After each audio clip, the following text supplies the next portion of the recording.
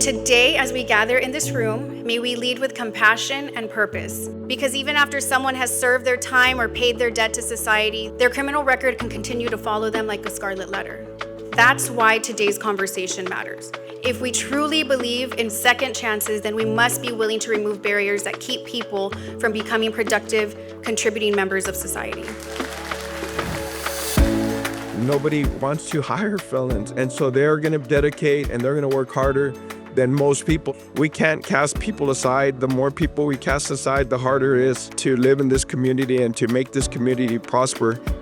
There's over 10,000 of this population here in the valley alone that have been outcast, and now is the time to really be able to take care of this population.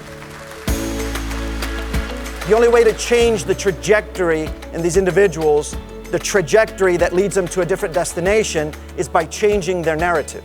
The purpose of prison, for example, is to rehabilitate. And if you truly are or have been rehabilitated, then you should be welcomed back into the community. You know, just last week, I had a room full of 90 people trying to get a pretrial diversion program. Okay, most of the time that encompasses doing community service. So what now we're gonna do, we're gonna replace the community service with higher education opportunities. And instead of doing the community service, hey, get enrolled. Let's get an SCC, get educated. What we're seeing here is a manifestation of what I call community love.